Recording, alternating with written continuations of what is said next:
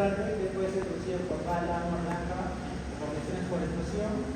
Y aquí se necesita una consulta neurológica de emergencia y se considera una fractura abierta. Y necesita tratamiento con antibióticos y tratamientos. Retrocede tu diapositiva. Una más.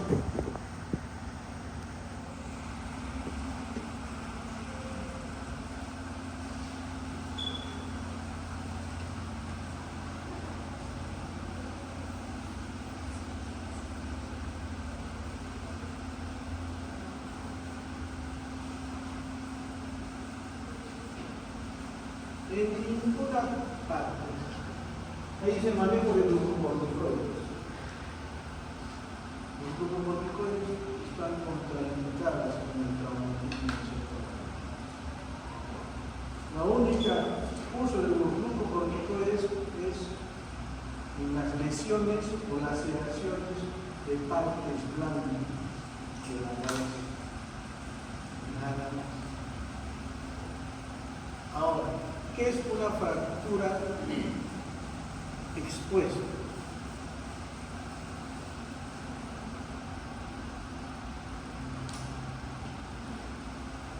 Cuando se puede visualizar mecanismos cerebrales.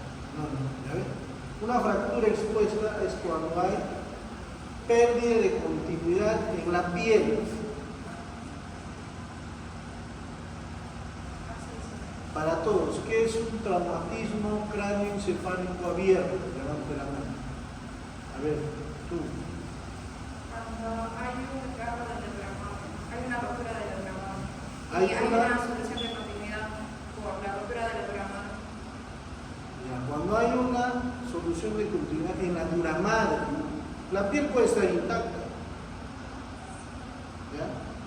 La piel puede estar intacta, pero tiene que estar roto la duramadre. Por ejemplo, en las fracturas de base de cráneo, sin salida de sangre, de líquidos cefalorraquídeos, tú encuentras una fractura, un traumatismo cráneoencefálico abierto. No, es una fractura abierta, por eso quería esos términos no se usa ya de fractura abierta. Fractura expuesta o no expuesta.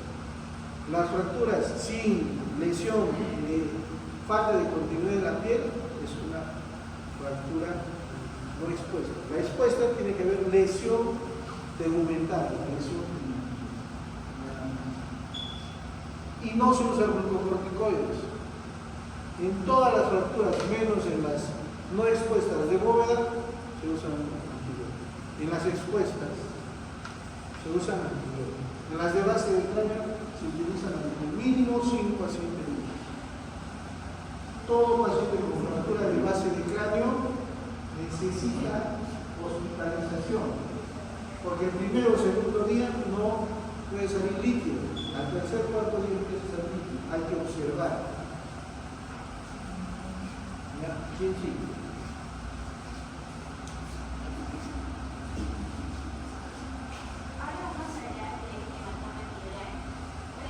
Fuerte, fuerte, como yo escuchaba. ¿Qué es el hematoma epidural? El hematoma epidural es una bonita acumulación de sangre a nivel del espacio epidural que se encuentra entre el cráneo y la duramadre.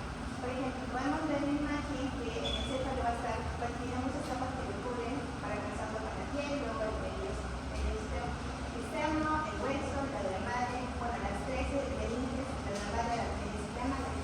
Entre el hueso y la duramadre hay un espacio virtual que es conocido como ese espacio epidural, en donde se va a dar esa acumulación de sangre. Ahora, ¿cuál es la epidemiología de este hematoma? Se ve que aproximadamente el 10% de todos los traumatismos craneoencefálicos van a presentar este tipo de hematoma. Se ha visto que el sexo es 4 veces más frecuente en hombres que en mujeres y la edad media afectada es a partir de entre los 20 a 30 años. Es donde se da mayor frecuencia. Es poco frecuente en aquellas personas que son menores de 2 años y mayores de 50 años, que se ha visto que a medida que va aumentando la edad hay una mejor adhesión de la madre al cráneo, lo que disminuye la formación de este hematoma. Para ver la radiología y fisiopatología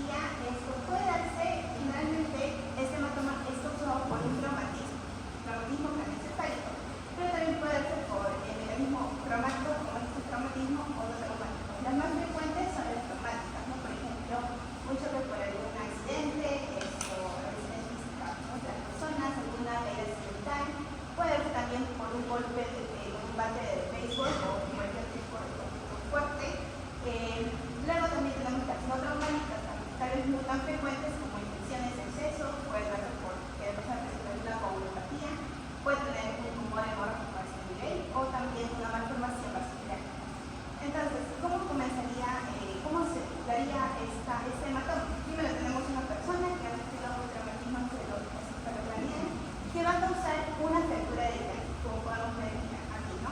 Al darse esta fractura del cráneo, va a causar una lesión de la arteria meningia media que pasa a ese nivel, y esta arteria meningia media es la que va a causar esa hemorragia a ese nivel. Y generalmente se ha visto que el lugar crítico en donde se da este hematoma es la región temporal o temporoparietal. ¿Y por qué? Porque en esta región encontramos arterium, que es una sutura en la cual se van a articular cuatro huesos como el frontal, el parietal, el esfenoides y el temporal, ¿no? Y como podemos ver ese nivel. Y que es una zona muy susceptible a fracturas y que es justamente donde pasa esta arteria meningia media. Entonces, el 85% de los casos va a ser causado por la ruptura de la arteria meningia media y luego tenemos pocos casos, raros casos que se va a dar con la ruptura de un seno venoso de la arteria madre, o también puede ser causado por una ruptura del vaso diploico, que lo vamos a encontrar en el espesor del hueso. Luego, en la clínica o la presentación clásica, por ejemplo, viene una persona, acude al centro de salud donde nos refiere que ha tenido un accidente en la cual ha perdido la conciencia, o sea, vemos que hay una pérdida inicial de la conciencia y inmediatamente después de que ha sucedido este accidente.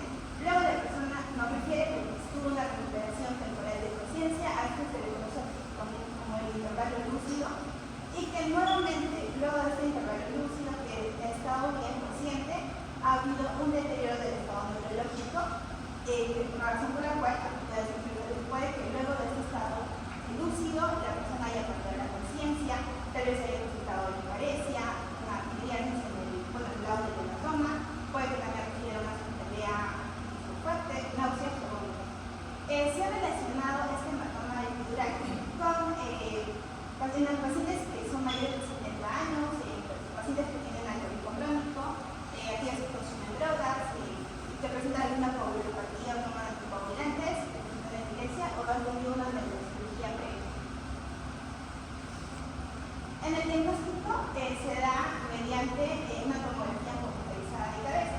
En esto vamos a tener en cuenta 4 pasos, ¿no? La primera es que vamos a ver, tiene que haber una evidencia de la fractura del cráneo, si está o no está presente. Segundo, vamos a ver la forma del hematoma. En este caso, la forma tiene que ser, como vemos en la imagen, convexa. Y la tercera, vamos a ver la apariencia de este hematoma, que tiene que ser una apariencia de hipertensa, o sea, como encendida. Y cuarto, la ubicación de este hematoma, que puede ser en la región temporal o puede ser en la región occipital o la fosa arterial posterior, ya que la ubicación nos va a permitir cuál es el origen de esta hemorragia. En caso fuera de la región temporal o temporoparietal, pues el 85% de los casos es causado por la arteria meningia media, de causa arterial, y en caso de que sea en la fosa arterial posterior es una causa venosa. Bueno, aquí por ejemplo, entonces, ¿qué es lo primero que vemos? El primer paso es ver si hay la evidencia de la fractura, que podemos ver que sí hay una evidencia de la fractura. Segundo, vemos cómo evoluciona esta fractura en el hematoma, porque es una evolución muy rápida. Vemos que tiene que tener una forma bicóncava, no tiene que ser la forma también la forma bicóncava. ¿Una forma qué? Biconvexa. Tercero es la apariencia, que tiene que tener una apariencia encendida, como la acá. Y finalmente la localización, que en este caso es ubicado a nivel de la región temporal o temporoparietal. Ahora, con respecto al manejo, va a depender mucho del volumen que se encuentre en la tomografía. Por ejemplo, en el caso del volumen de este hematoma sea mayor a 30 mililitros, sin importar el cálculo, el tratamiento va a ser quirúrgico. Se le va a someter al paciente a una traqueotomía, una evacuación del hematoma y una ligadura de la arteria. Luego, en el caso de que el volumen sea menor a 30 mililitros, vemos que tal vez el espesor es menor a 15, hay una desviación de la línea media menor a 5, la escala de Glasgow va a ser mayor a 8 y no presenta algún déficit focal, entonces el paciente puede tener una vigilancia estrecha y se le hace un control tomográfico.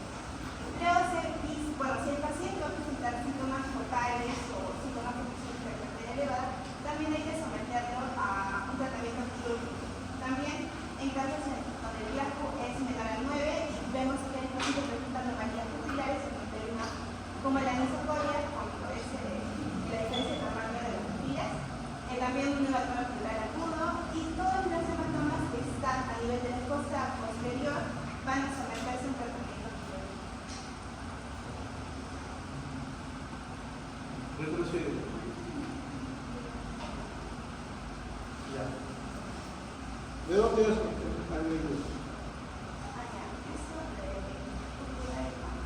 ¿Ah? No te escucho. ¿Qué revista es? ¿Qué libro? Así es, una página que acompaña revista. Pero no es una revista neuroquímica. Porque los datos que están ahí, lo único que es cierto ahí es que todo hematoma por arriba de 30 cc es quirúrgico. Sí o con sí. La compliancia cerebral con el cráneo, cuando hay un volumen de 25 cc, se hace exponencial. Entonces, de 25 cc el corte, sin síntomas, no Glasgow 9. Si un paciente para que llegue a Glasgow 8, como dice acá, con escala de Glasgow mayor a 8, no requiere cirugía, no. Un paciente con un hematoma epidural de 30 cc, su Glasgow baja rápidamente. ¿Entiendes?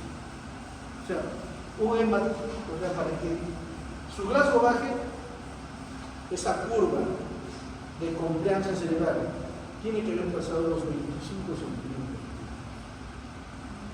¿Entiendes? Por eso, ahí dice, ¿no? 30 cc con Glasgow mayor a 8, 30 cc menor de 30 cc con Glasgow mayor a 8. No, para que llegue a ese Glasgow, ha tenido que tener un volumen más de 30 cc. Eso es una que aparece la hipertensión. Eso es importante. Volumen cerebral versus presión intracraneal. En ese, digamos, en esa curva, cuando nosotros hemos visto hipertensión endocraniana, y no sé si habrán dicho en la clase de trauma craneoencefálico, la fisiopatología del trauma craneoencefálico, con sus 3 fases. La primera fase, ¿cuál es? Hipoperfusión cerebral. Segunda fase, hiperemia cerebral. Y tercera fase, vasoespasmo. Entonces, en las fases del traumatismo encefalocraneal hay esa curva, que es volumen del hematoma versus presión intracraneal. La presión intracraneana menor de 20 cc, como hablamos de hipertensión, por arriba de 20 cc. Cuando este volumen pasa los 25 cc, comienza a haber ya un desbalance de la curva y se vuelve exponencial. Hasta los 25 cc, el Glasgow puede ser 15 sobre 15. Los que están haciendo prácticas conmigo, hemos visto un hematoma epidural de 15.6 cc, Glasgow 15. Lo único que tiene es vomita. Nada más. Vomita y vomita y vomita. Su Glasgow 15. Ahí sí. Pero si tú me dices, como ahí dice, volumen menor a 30 cc, como un Glasgow mayor, o sea, si el paciente tiene de Glasgow 9, no hay correlación. Lo que quiero que me entiendan es, o sea, la escala de Glasgow baja cuando el volumen es por arriba de 25 cc. Eso métanse en la cabeza. Por eso le digo que esto no. Lo único cierto es esto. Esto de acá no. Tenemos 3 fosas craneales: la anterior, la media y la posterior. La anterior o supratentorial, todo hematoma arriba de 30 cc es quirúrgico. En la fosa media, un volumen de 15 cc es quirúrgico, porque rápidamente te hacen una hernia. ¿Qué tipo de hernia? Uncal. No necesitas más de 15 cc.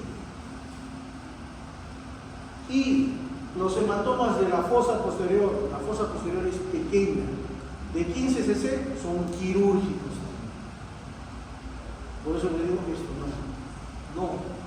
Yo les voy a dejar la parte, porque Si en el examen les voy a tomar eso, me van a sacar de acá y van a decir, no, doctor, no. Pues yo les voy a dejar la parte. Ahora, hay indicaciones para decir bien. Volumen. Excelente. Independientemente de estar excelente. Ahí, paciente que presenta síntomas focales o de presión intracraneal elevada. ¿Cuáles son los síntomas? ¿Y cuál es la presión intracraneal elevada? Un hematoma epidural, si tú le pones PIC, que pasa por arriba de los 40 milímetros de mercurio. Y nosotros hablamos de hipertensión cuando pasamos los 20. Glasgow menor de 9 con anomalías. Los hematomas epidurales con Glasgow 15. Vomita.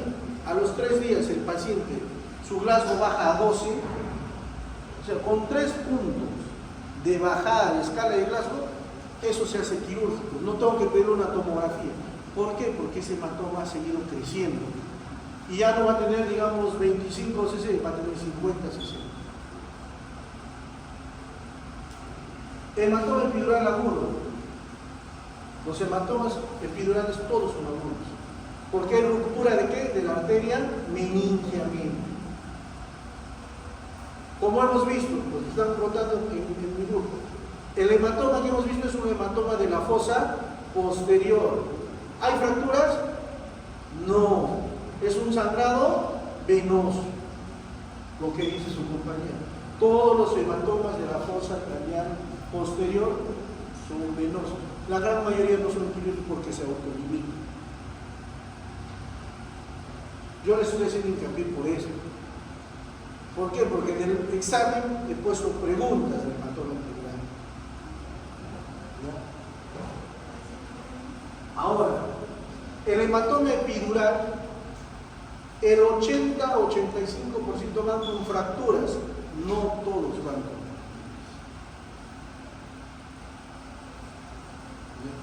Eso es importante. Manejo del paciente de hematoma, es el manejo quirúrgico. Y el manejo, el paciente llega con un traumatismo encefalocraniano grave, hematoma epidural. ¿Qué es lo primero que hace? El ABC. Eso es el politraumatizado. Lo primero es que tienes que ir la vía aérea. Si su Glasgow es 8 o menos, ¿qué tienes que hacer? Intubar. ¿Se dan cuenta? Y eso debe estar acá en el manejo. Hematoma epidural. Manejo del paciente con hematoma epidural, Glasgow 15 a 9, Glasgow 8 o menos. Es totalmente diferente. Por eso les estoy haciendo el cambio. Porque les vuelvo a preguntar, eso he preguntado en el examen. Y después me dicen, no, doctor, usted nunca nos explicó. Pues porque no les pusieron. Pero les estoy explicando.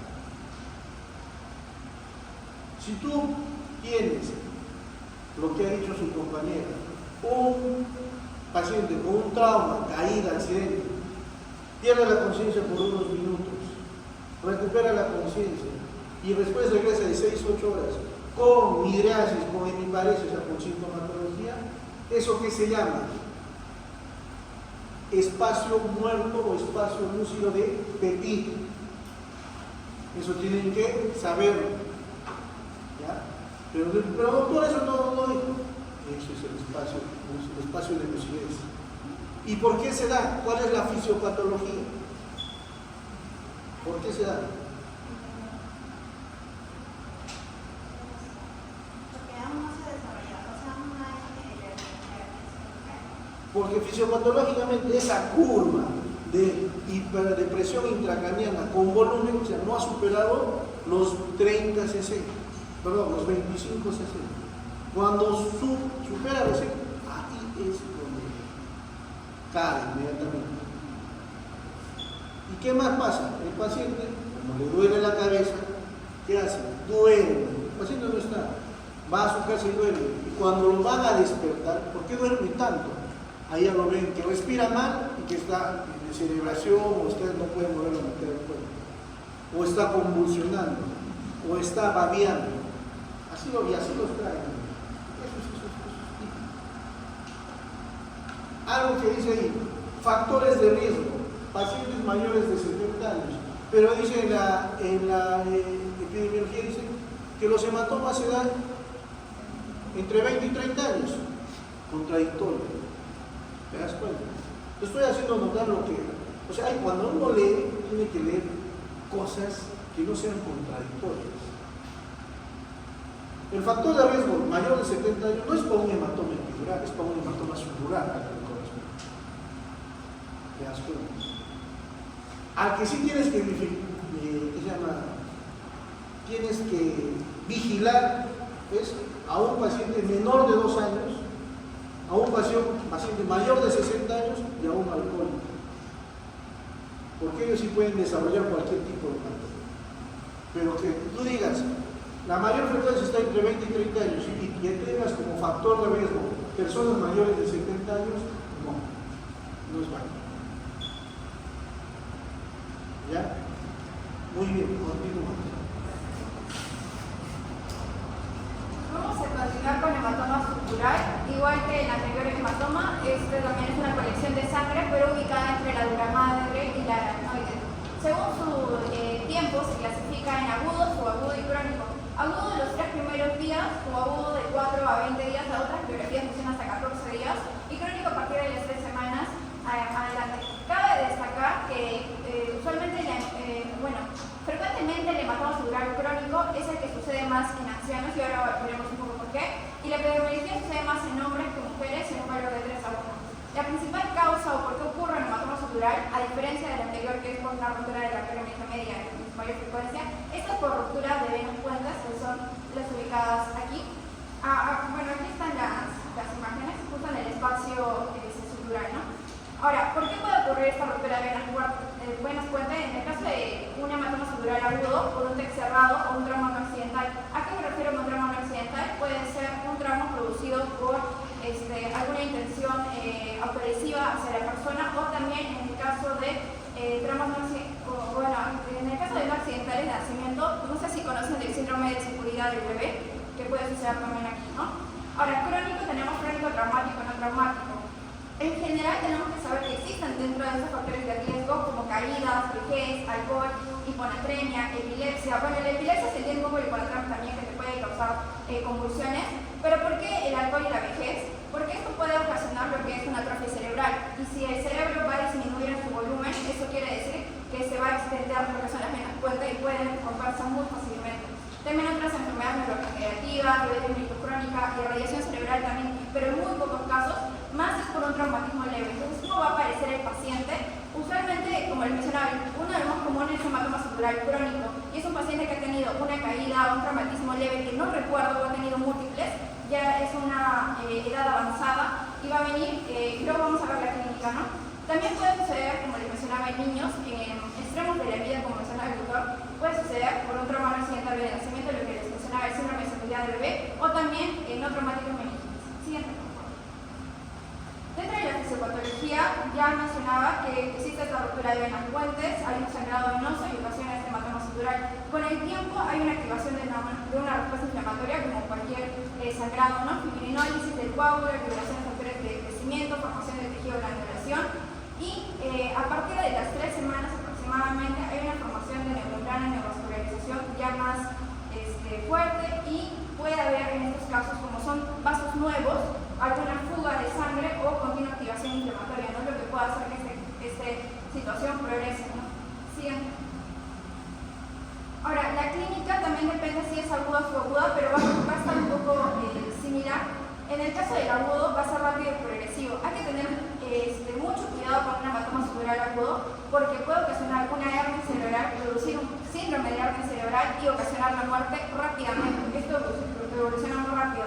¿Qué vamos a tener? Deterioro de conciencia y confusión, o sea, un estado mental alterado que tiene tendencia a llevar al coma al paciente. Por eso el trauma de Glasgow es una de las cosas que vemos al comienzo automáticamente, y vemos también su evolución en el tiempo.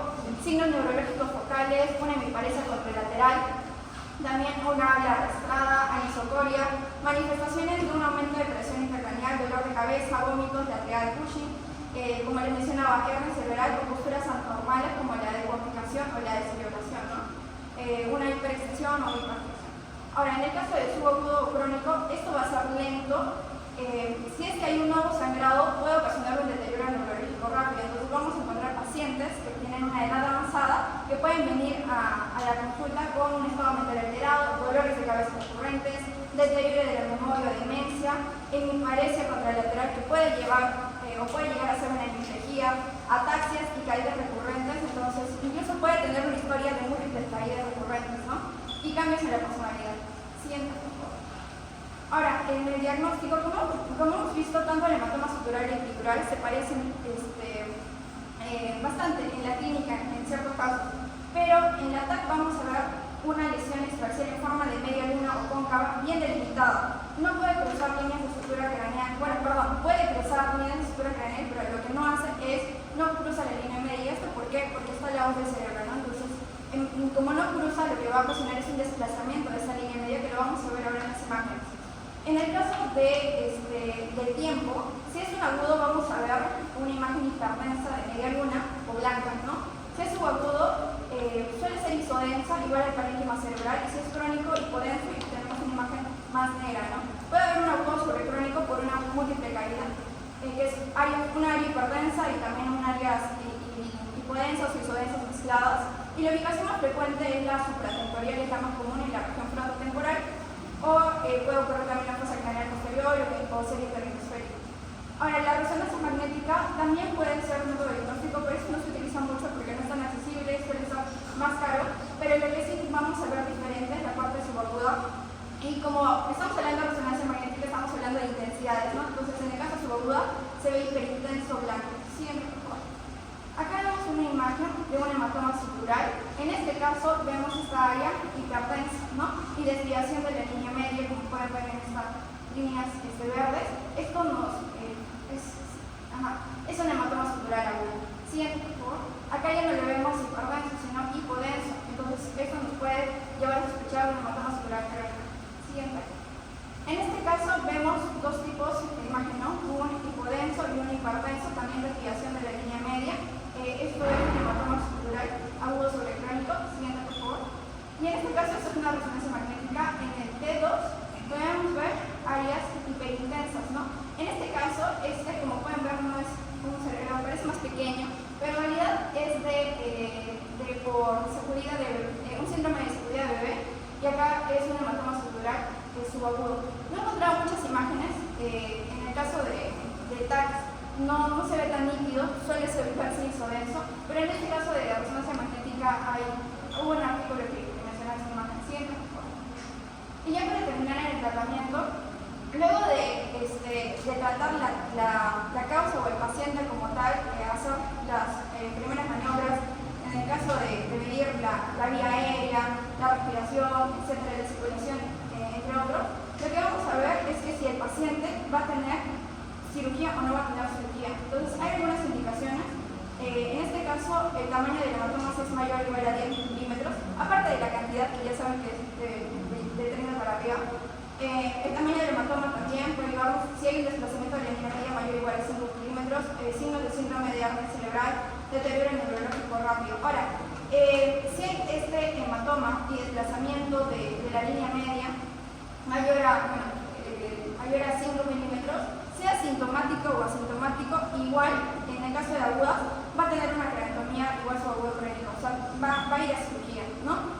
En el caso de subaguda crónica, ¿qué pasa aquí? ¿Por qué suele ser diferente? Porque como sucede más en personas ancianas, según lo que leía, se recomienda, según la biología, intervenciones mínimas invasivas, ¿no?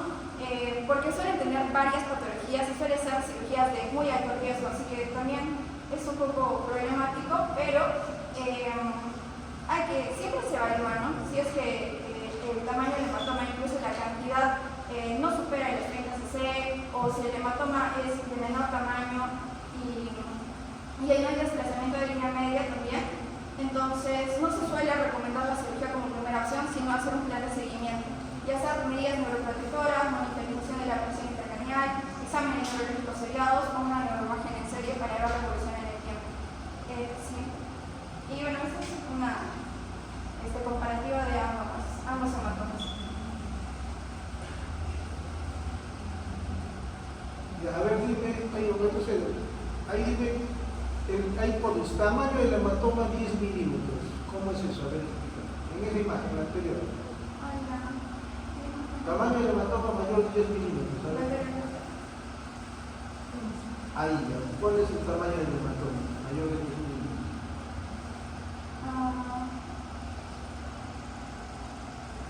¿Podría usar el vector? No podría. En la medicina no podría. La idea no es leer y plasmar, no entender.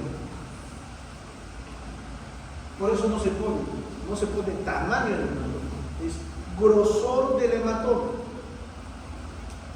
Si tú de la tabla interna hasta la parte del hematoma encuentras más de 10 milímetros, eso nos indica eso es.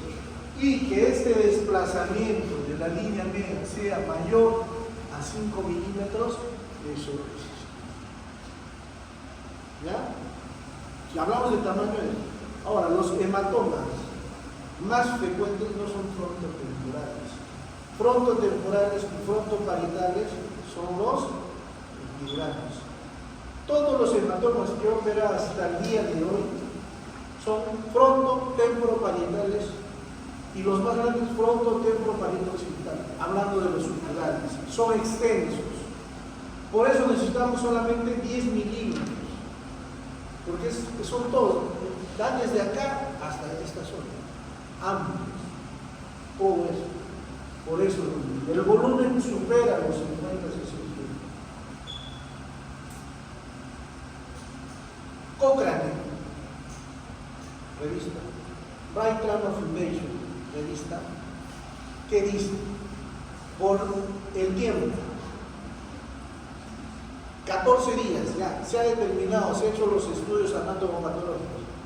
15 días o más, o sea, más de 14 días es crónico. 1 a 3, si lo has dicho, 1 a 3 días agudo, 4 hasta 13 días subagudo. ¿Por qué les digo eso? Porque eso lo toman cuando tú quieres ir al examen MIN, España, cuando quieres dar los STEP en Estados Unidos. Por eso se lo digo eso. Eso ya está establecido. La fisiopatología, no me queda nada clara la fisiopatología. ¿Cuál es la fisiopatología del hematoma subdural crónico? Primero, Pon imagen con tres cosas.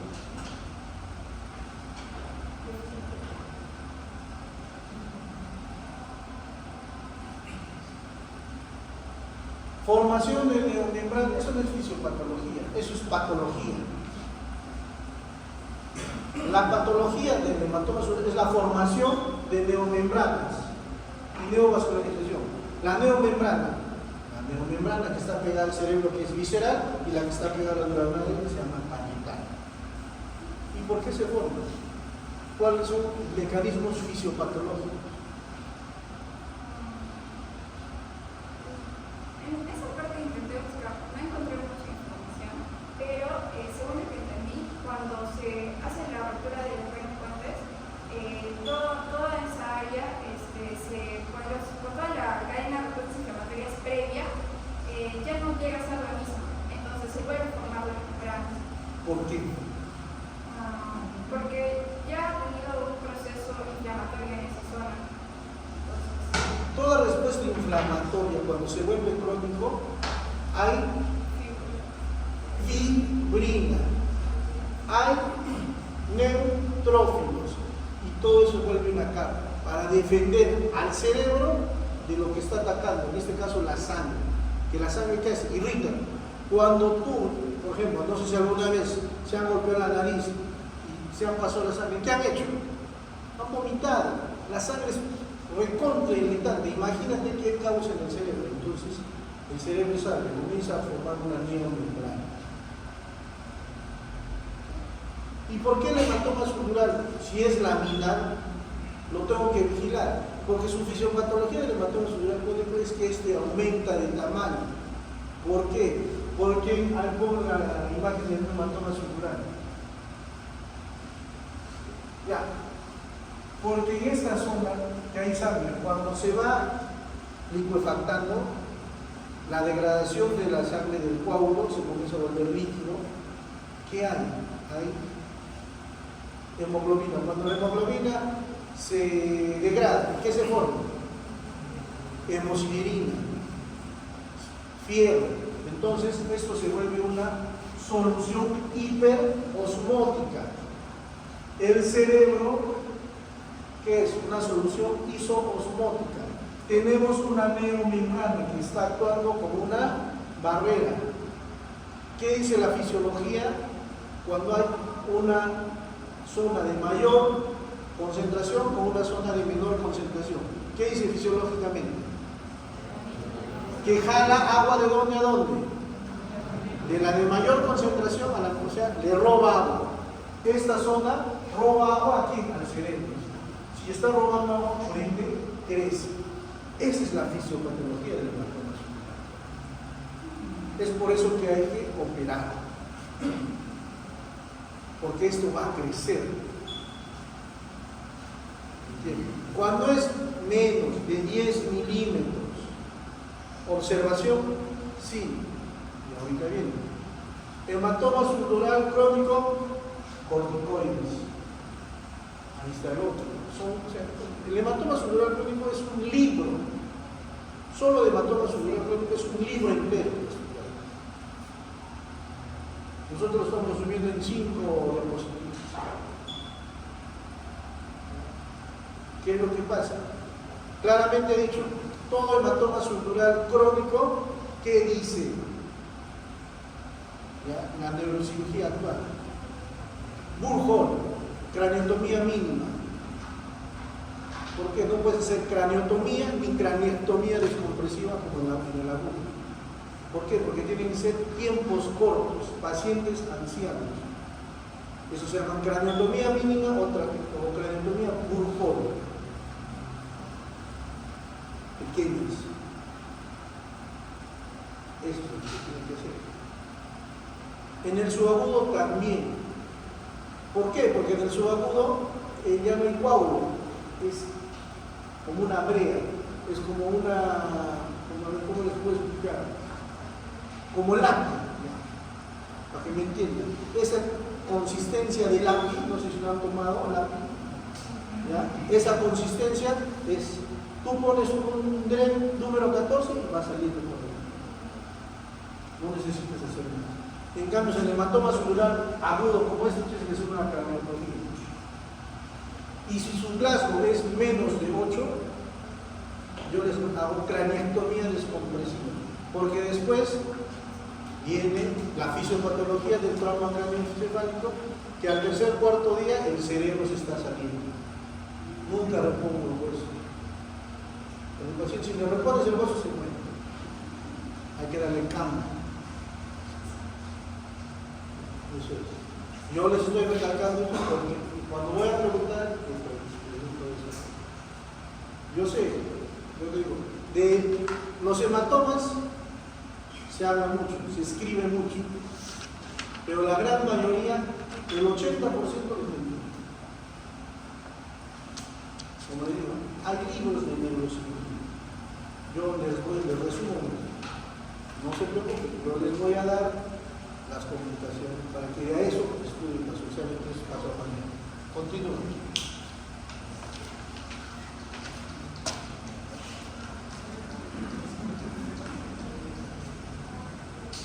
Roberto, ¿no? La cuarta parte del proyecto de producción viene a ser lo que se hematoma intraparenquimal o IKCRQ. En este caso, como definición, tenemos que es un tipo de lesión cerebral traumática, la cual involucra obviamente una interrupción de la estructura fisiológica del cerebro como efecto de alguna lesión dentro del mismo cráneo, en este caso dentro del mismo canito, por ejemplo, del cerebro. Normalmente producido por lo que es un trauma confuso cerebral, que es una lesión en sí específica de la lesión cerebral traumática y que tiene características de ser focalizado y localizado. Y también se va a clasificar según las escalas de coma y indicar el modelo severo según qué tan deteriorado es la escala de coma. Teóricamente también va a corresponder a lo que es un 9% de los traumatismos craneoencefálicos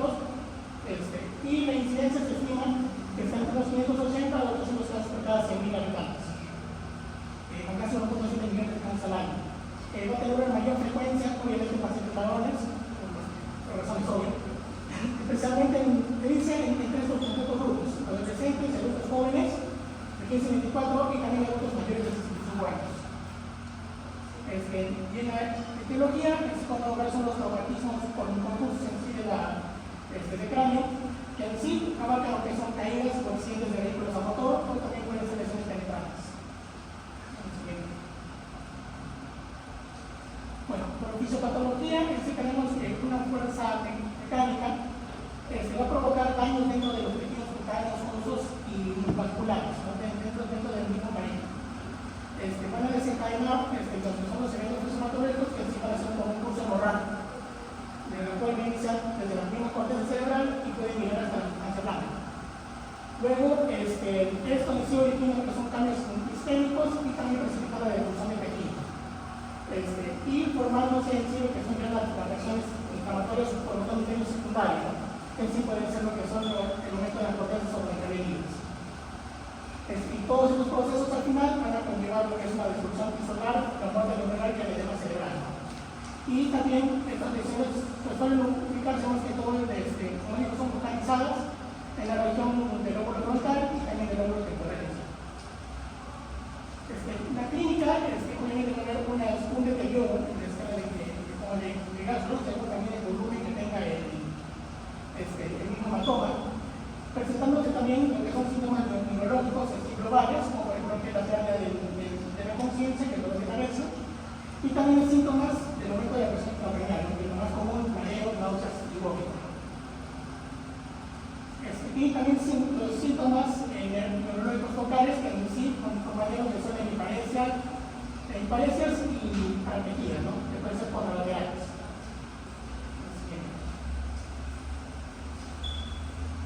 El diagnóstico en sí es por imágenes y la dirección obviamente es la tomografía computarizada, sin contraste.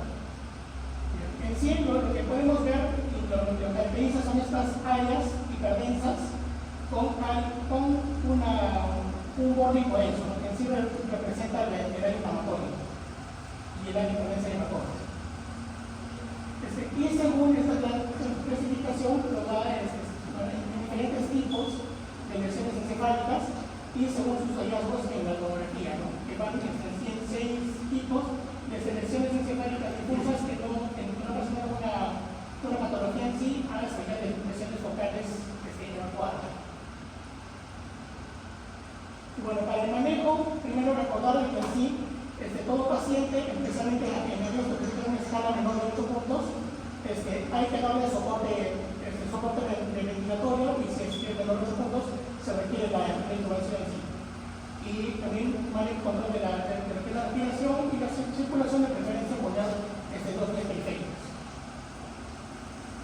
También para lo que es, como saben, se puede tocar el hematoma y por lo tanto esto nos incrementa la presión intracraniana, por lo tanto se puede usar cuando se usa una escala de coma menor a 8 con una tomografía anormal se requiere eso es una monitorización de la presión.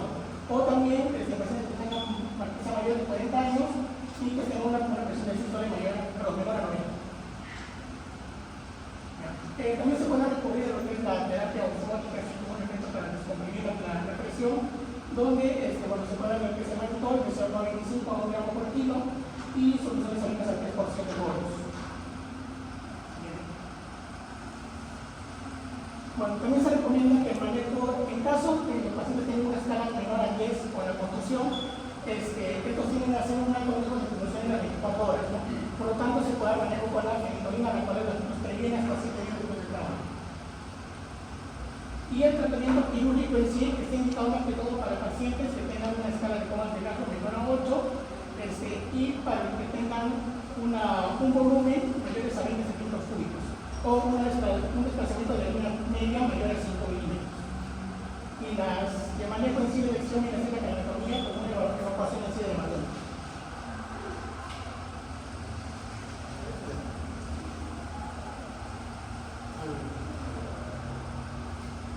Igual, vuelvo a contradecir esto. Con un Glasgow 12 ya tienes, con una contusión hemorrágica ya es no hay que esperar el Glasgow 8. Imagínate, si todos los pacientes esperamos en Glasgow 6, 8, quedan con secuelas del dolor. Retrocede. retrocede. Ahí, el mecanismo. Este dibujo yo lo interpreto así, ustedes no sé, que se ha golpeado la región frontal y ya ha salido una contusión hemorrágica, ¿sí o no? ¿Está así? ¿Lo interpretas tú así? ¿O no? Ya, pues no es así. Las contusiones, ¿dónde se producen? Primero, como tú les dices, son lesiones de alta energía. Entonces, cuando yo me golpeo intensamente la región frontal, el cerebro rápidamente, enérgicamente, se va a golpear con la región occipital. Entonces, la contusión, un golpe de esta zona, la contusión va a ser occipital. Normalmente, ¿cómo nos golpeamos? ¿La región frontal? O si no nos resbalamos, atrás. Lo que dicen, ¿no? Vienen los señores, todos vienen a la emergencia, me he golpeado el cerebro. Todos piensan que el cerebro es la parte occipital. ¿Sí lo dicen? Es un argot popular. No, se ha golpeado la... No, doctor, el cerebro no es el cerebro es un todo. ¿Qué es lo que sucede? Les hago su tomografía y tienen contusiones o frontales o temporales. ¿Por qué? Porque el cerebro rápidamente se ha golpeado el hueso frontal, otra contra el hueso temporal, con el área de los huesos. Entonces, esto no es. ¿Se dan cuenta? Eso es importante, tienen que conocerlo. ¿Ya? Ahí mira, tú que has puesto ahí, mecanismos de contragolpe. No a las tratadas. Cuando te golpeas, hay una fractura, sale el hematoma epidural. En la misma zona se llama lesión primaria. Y ahora sí, continúa. Esta zona que tú dices es zona hipotensa, no bien delimitada. Y esta zona que tú dices hipodensa, no bien delimitada, son las lesiones secundarias del traumatismo encefalocraniano. Edema. ¿Qué tipo de edema empieza el traumatismo craneoencefálico? Citotóxico, porque es una lesión por ruptura de la barrera hematoencefálica y después termina en edema vasogénico, es un edema mixto. Es por eso. Terapia osmótica.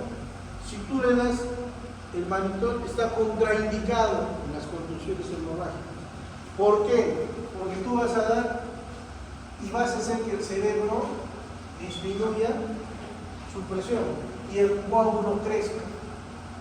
Si tú vas a operar a ese paciente para darte un tiempo para poder operarlo, sí le das manitol, si no, no. Acá no van los corticoides. Hay el hematoma subdural crónico, eso me olvidé decirles antes. Hay hematomas subdural crónicos con tratamiento con corticoides laminares. El único hematoma que se da tratamiento con corticoides son los hematomas subdural crónicos menores de 5 milímetros. Yo he dado a 3 pacientes y los 3 pacientes al mes se resolvió su hematoma, en vez de que supuestamente debían crecer más. Entonces, ese artículo donde usted hematoma subdural crónico con corticoides, es cierto, sí. Yo lo he comprobado acá. Cuando el único hematoma que se le puede dar corticoides es el hematoma subdural crónico, menor de 5 milímetros. Continúa el siguiente. Perdón, sí, otra más. Esto, ¿qué es esto? Son los eventos de la tomografía. ¿Pero qué? No entiendo ¿Qué me quieres dar como entender? Esas son las características que se deben presentar según el tipo de la cantidad de cerebro que se ha lesionado. ¿Para qué?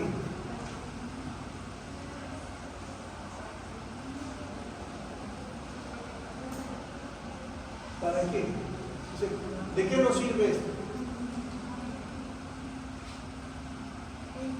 Cuando vi esta categoría era para que tú vieras cuánta cantidad de hematoma estaba, por eso te mencionan mayor de 25 mililitros y demás, y de acuerdo al tipo de lesión van a ser el tratamiento. No, tan mal. Busquen, ahí tienes internet, ya, busca escala de Marshall.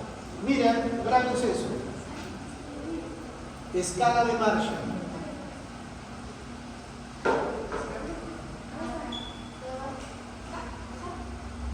Ya. No, este es hemorragia subaracnoidea. Ustedes busquen en internet escala de Marshall. Esa escala es pronóstica.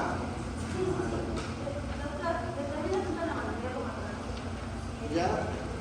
No solamente la hemorragia subaracnoidea, esa escala es para todo, esa escala es de traumatismo cráneoencefálico grave. Desde lesiones no patológicas, lesiones focales, lesiones difusas. El Marshall 4 es el peor pronóstico. Mortalidad casi un 100%. Esta escala no es de la contusión hemorrágica. Por eso yo les he dicho, esta escala no es de la contusión hemorrágica, es la escala de traumatismo cráneoencefálico. Y que nos van a indicar pacientes con lesiones focales evacuadas, lesiones focales no evacuadas, lesiones difusas. ¿Cuál de todas estas tiene el peor pronóstico? El Marshall tipo 4. ¿Ya? Continúa con la hemorragia subaracnoidea. Para terminar, vamos a hablar acerca de la hemorragia subaracnoidea. Ya estamos hablando a nivel de los vasos que cubren la superficie cortical cerebral a causa del traumatismo. Cabe resaltar que tenemos otro tipo que es la hemorragia subaracnoidea aneurismática, que se da por la rotura de algún vaso algo. No me mienten. Eso no se llama hemorragia subaracnoidea aneurismática. Se llama hemorragia subaracnoidea espontánea. ¿Por qué? Porque es por ruptura de aneurisma, cavernomas, malformación arteriovenosa o telangiectasis. ¿Ves? No es una hemorragia aneurismática. Que se deba a más por el aneurisma, sí. Pero es hemorragia subaracnoidea espontánea y traumática. Ya. Generalmente ese tipo de hemorragia tiene una elevada mortalidad por las lesiones traumáticas adicionales. Generalmente eso no se presenta, solo puede haber también hemorragias intraparenquimales y en otras zonas. Generalmente la causa principal es por accidentes de tráfico, pero también puede darse por caídas o por agresiones. Y bueno, por motivo de tiene una similitud con la hemorragia subaracnoidea espontánea, pero hay diferencias en su presentación o complicaciones. Generalmente la espontánea no se da en el momento, a diferencia que la traumática sí se da, digamos, a las horas de haber pasado el accidente. Y también cabe resaltar que en la traumática la isquemia se va a dar a nivel de la zona de contusión, sin embargo, en la espontánea se da a nivel del recorrido del vaso conjuntivo. Siguiente. Luego, en el caso de la hemorragia subaracnoidea traumática, generalmente el paciente viene con múltiples lesiones multisistémicas. Por ende, la fisiopatología no está claramente conocida, pero tenemos 5 teorías fisiopatológicas. En primer lugar, la aceleración rotacional, que va a causar movimientos oscilatorios rápidos de corta duración en el cerebro. También un estiramiento de las arterias del sistema vértebrovascular y va a causar una hiperextensión. También un aumento de la presión intraarterial post-trauma a nivel de la arteria coronaria cervical. Y también un seguimiento de laceración de las venas fuertes y vasos ciliares. Y por último, también puede hacer una difusión de sangre desde el lugar de la contusión hasta el espacio superficial. Siguiente, por favor. Luego vamos a hablar acerca del vasoespasmo cerebral. ¿Y qué pasa aquí? Que se puede dar los mecanismos que van a conllevar al vasoespasmo cerebral. Puede darse en 3 zonas. En primer lugar tenemos el intestino cerebral, donde va a haber una infección mitocondrial, un estrés oxidativo, va a haber un aumento del ácido arquidónico, también va a haber una despolarización cortical propagada, también va a haber un aumento de los receptores de endotelina 1, tanto el B como el A, también va a haber un aumento del calcio, igual del músculo vascular, también va a haber presencia de estas o incremento de estas hormonas como la melatonína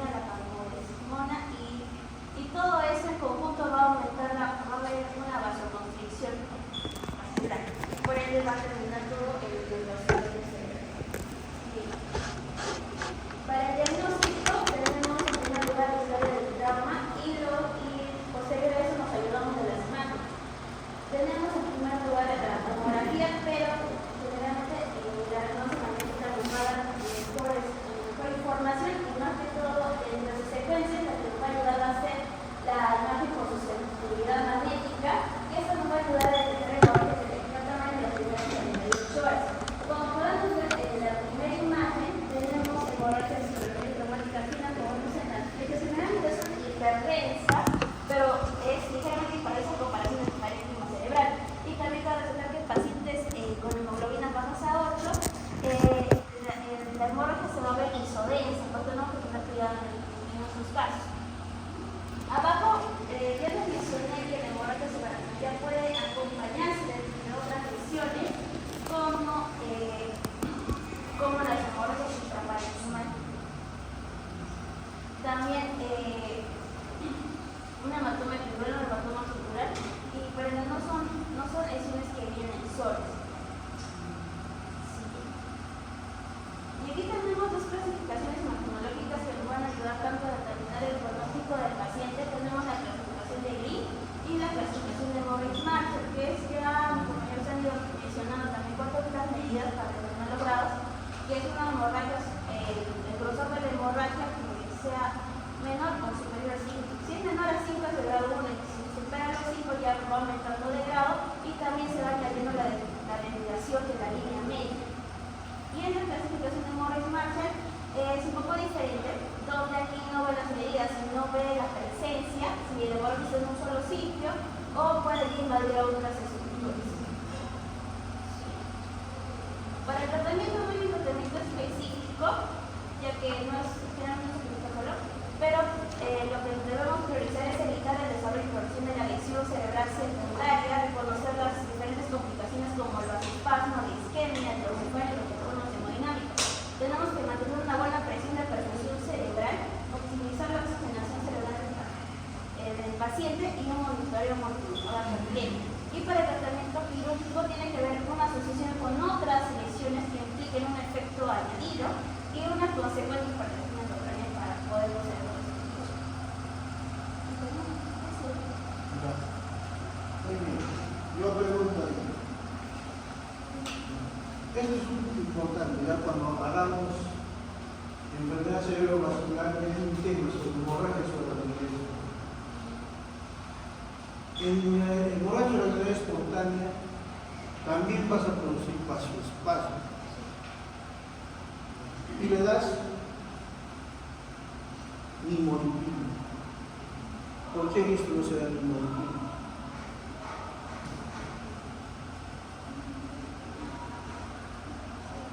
¿Por qué no se da nimodipina en esos pacientes? Si al final tú me has dicho que la fisiopatología va a terminar en lo mismo. No son iguales, la fisiopatología cambia mucho. Los vasos sanguíneos que se producen vasoespasmos están en las cisternas. La hemorragia subaracnoidea traumática no llena las cisternas. Llena el espacio subaracnoideo por fuera en el parénquima, no es cisternal, no es alrededor del tronco encefálico. En cambio, la espontánea sí, porque los aneurismas o las MAP se encuentran en el espacio aracnoideo, pero a nivel cisternal. Sale el sangrado y este sangrado, la degradación de la sangre comienza a producir todos los mecanismos que hemos estado compañía hace vasoconstricción. ¿Ya? ¿Y cómo se manifiesta? Como RIM, déficit neurológicos tardíos. Y el nimodipino solamente sirve para evitar, no produce vasodilatación, es para evitar efectos secundarios tardíos. Disminuye nada más. No evita la vasoconstricción, solo disminuye la cantidad de eventos. Y esa escala de Marshall que tú presentas no es la escala de Marshall de ustedes. Eso es solamente para hemorragia cerebral. Muy bien. Preguntas, señores alumnos. Es Profesora, que le pregunten a sus alumnos.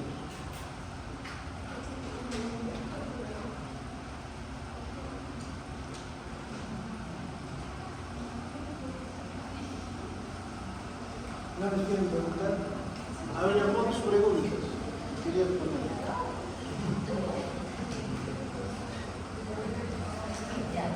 Tenemos otra pregunta, espero que haya repetido la exposición. En primer lugar tenemos si se produce un hematoma por desgarro de la arteria.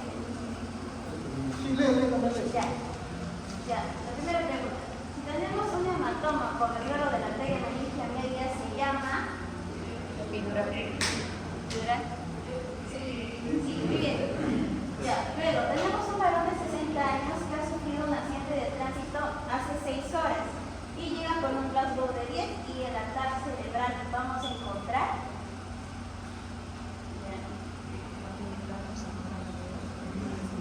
El ataque cerebral es. ¿Es el ataque cerebral? ¿Qué es? Este es un hematoma epidural. Ya. Es epidural. Ya. Tercera pregunta. Varón de 40 años sufre una caída desde el segundo piso. Llega a emergencia confuso con pérdida de líquido cefalorraquídeo por la nariz. Una persona que de 100/50, una frecuencia respiratoria de 22, un signo de ojo de mapache, anisocoria y hipocorragia derecha. Un Glasgow de 12 y un ataque de cráneo donde se encuentra fractura de estenoides y mastoides derecha. ¿De qué se trata? Fractura de base de. Muy bien.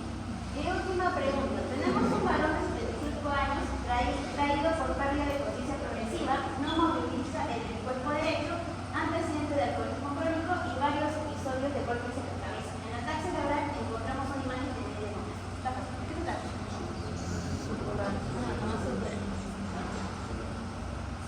¿Subdural qué? Ahí que le deben poner hematoma subdural crónico.